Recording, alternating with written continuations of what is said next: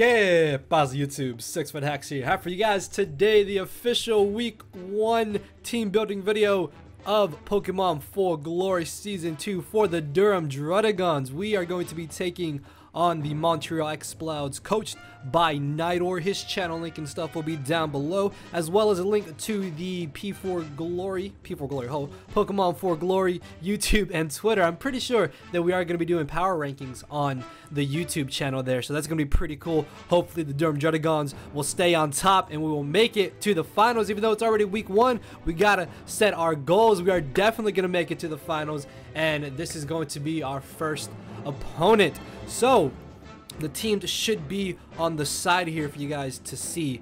Alright, so as you can see from the matchups, the Montreal Explouds have a pretty interesting draft.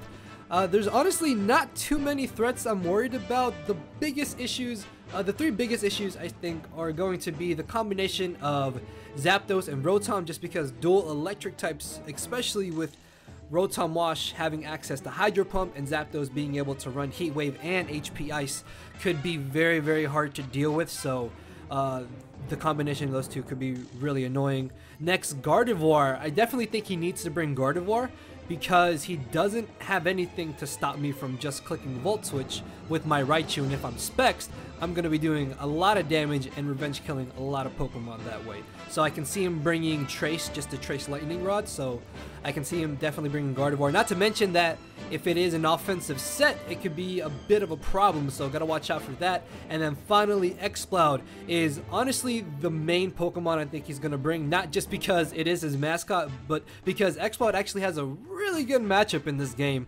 My normal resist is my Cobalion, which funny enough also needs to be my fairy resist to the Gardevoir, so those two could be really annoying, and then the combination of the dual electric types could be very terrifying. So those are the 3 biggest problems.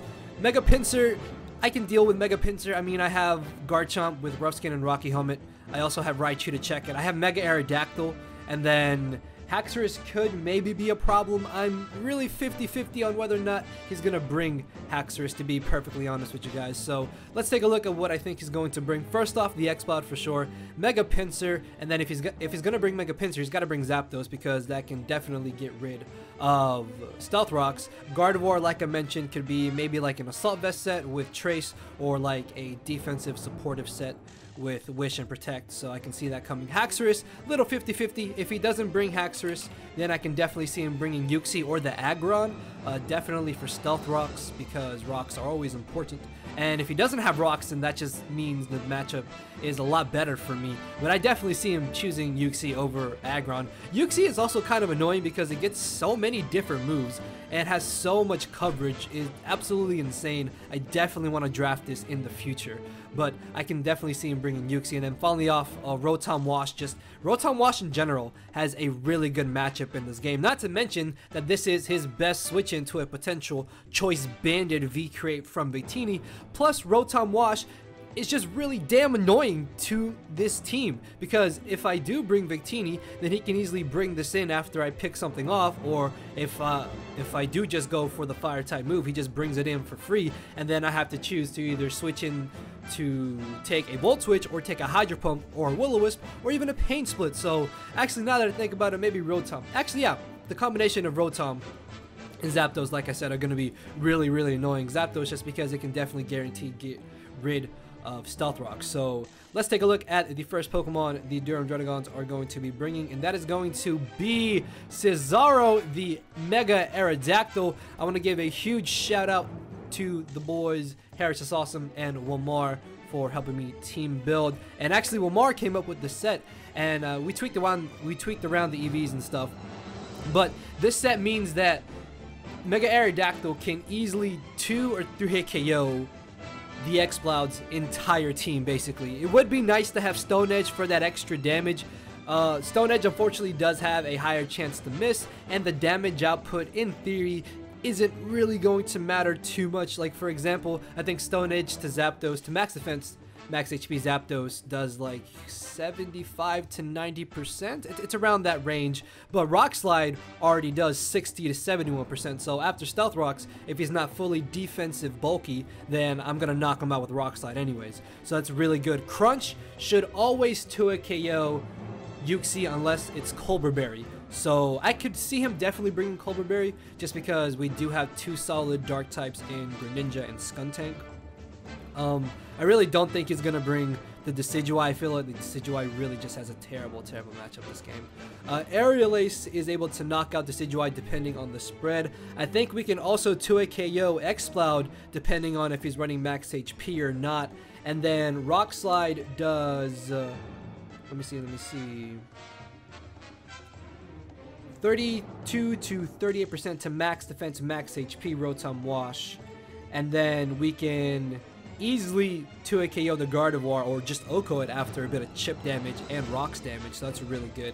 And then any move I do to Haxorus should put him in range of where I can revenge kill him. Plus we have enough speed to outspeed Scarfed Emboar if I'm not mistaken. If he does bring Scarfed Gardevoir, that could be a little annoying, but that'll be a whole lot easier for us to play around. And then Roost is just so I can recover and just be able to consistently check Mega Pinsir if my Garchomp goes down. So moving on to our next Pokemon that is going to be coming for the Durham Druddigons, it's going to be the lone goat himself, Corbin the Cobalion. Now Cobalion is absolutely important in this battle.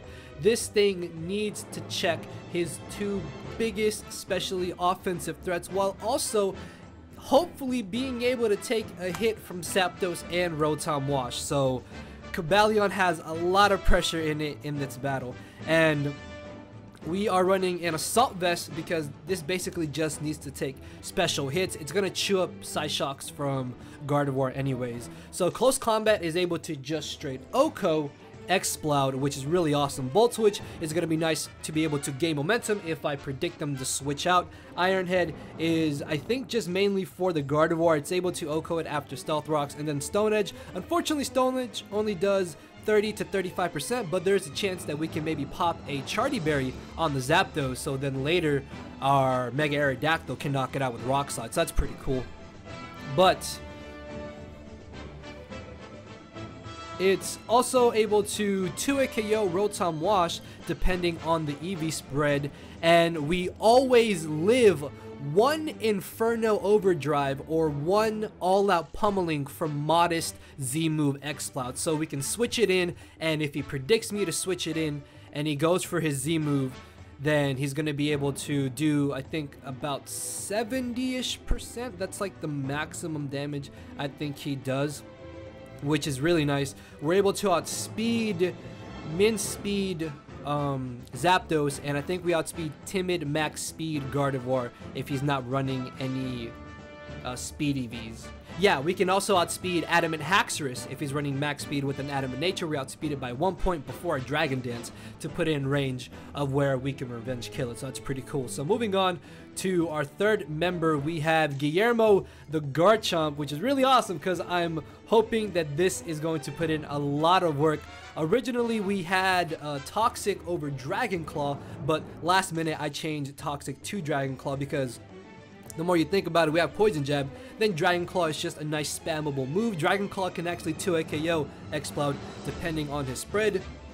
This is also running enough speed to outspeed Adamant Haxorus, much like Cobalion is.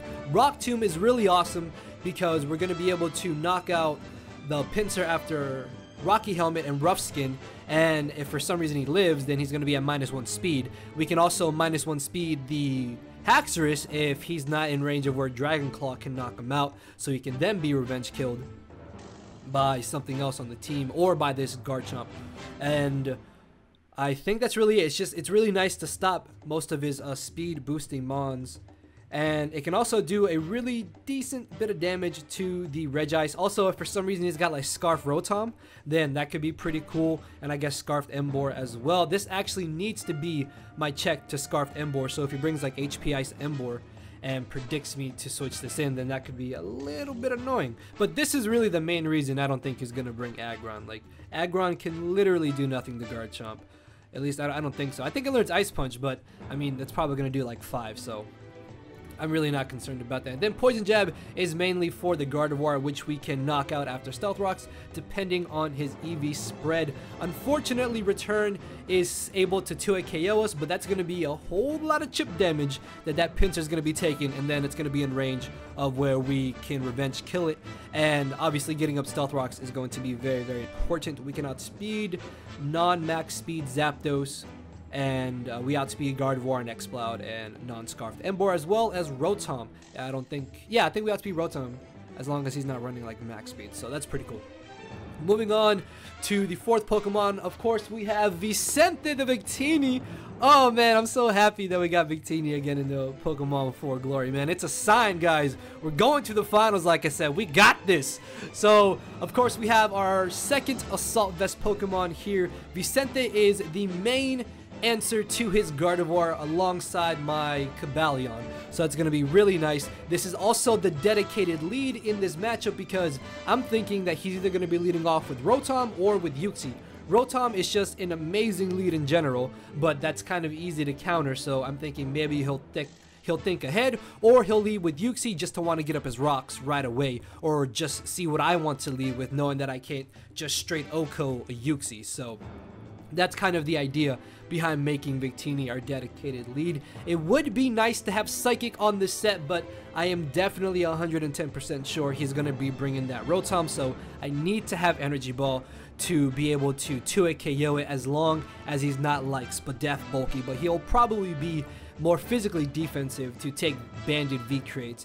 U-Turn, of course, is just nice for momentum. Blue Flare after Stealth Rocks can potentially 2 or 3-hit KO everything. Basically, Victini is like Mega Aerodactyl, where they both just 2 and 3-hit KO anything that the Explouds want to bring. So that's really good. After a bit of chip damage mid to late game, one of these two Mons is going to be putting in a lot of work. Glaciate is mainly for the Haxorus, and I guess if he's got like a speedy Zapdos, I can lower the speed on Zapdos, then bring in Suicune, go for a Calm Mind, live Thunderbolt, then go for another Calm Mind, then rest, and we just go from there or something like that. And also it stops Dragon Dance Haxorus from sweeping me, and if he's Scarfed, I will know that because he's going to outspeed me the first turn. As long as I'm at full HP, sorry, I will be living any hit. So then I can outspeed him next turn and knock him out. So it's going to be pretty awesome. So speaking of Suicune, we have our second Rocky Helmet Suicune here. This was originally a speedy Vincoon variant, but after thinking about it, I felt that the team was a little bit too weak to the combination of SD Mega Pinsir and Dragon Dance Haxorus. Like I said, I'm a little 50-50 on whether or not he's going to bring Haxorus, to be honest. But I still need to prepare for it because it could sweep me if he does bring it and I haven't prepared for it. So I decided to go with just the regular Crocoon set, a very defensive set with enough speed to outspeed non-speed EV'd Rotom, or I guess if he's running like 4 or 12 speed, we still outspeed him by like 1 point. So that's pretty cool.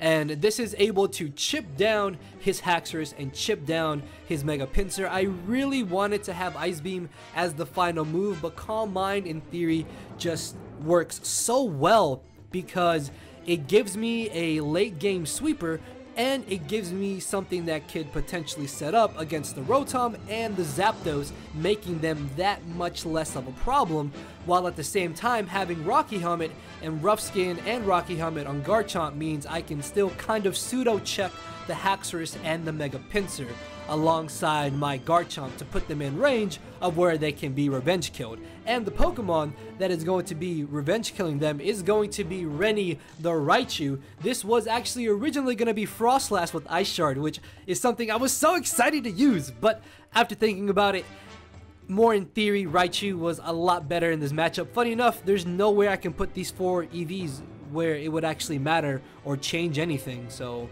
yeah, there's just 4 random EVs left. Honestly, the only moves I even need on this Raichu are Volt Switch and HP Ice. Volt Switch just to be able to gain momentum. Like I said, he has nothing to stop me from Volt Switching unless he brings Trace Gardevoir, in which case that's actually why I'm bringing Sturdy.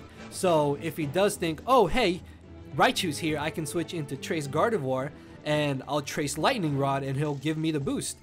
No, I'm static, and I still get off the chip, and then I get a switch into my Aerodactyl, my Cobalion or Victini. So that's pretty awesome. So that's kind of the idea behind that. I need to try to avoid locking myself into Thunderbolt, because that gives him a 100% free Dragon Dance, or even worse, a substitute with Haxorus, which means I could lose the game. So I almost don't even want to have any other moves on this Raichu. Like Surf could maybe help. Nuzzle is actually kind of cool, because I guess if I can't get any chip damage on the Haxorus, I can Nuzzle it, paralyze it, and if he goes for Dragon Dance and has Lumberry, then I can burn the Lumberry and then Nuzzle him again and paralyze him then.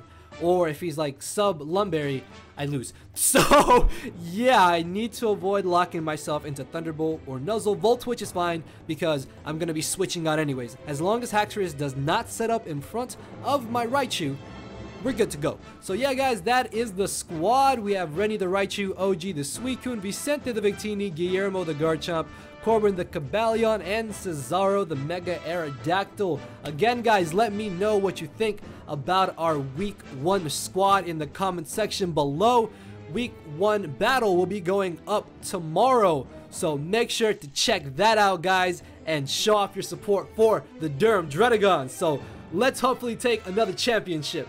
Cause my brain and heart are both tied in a knot, and this hinders me from crying a lot. This causing me to show no emotion. But when I said I cared, I wasn't joking. But I guess it's too late for me to become broken. For now, I'm living with no more pain, tears, or hoping. I'm just coasting. Yeah, I said I'm coasting. No more pain, tears, and hoping. For real.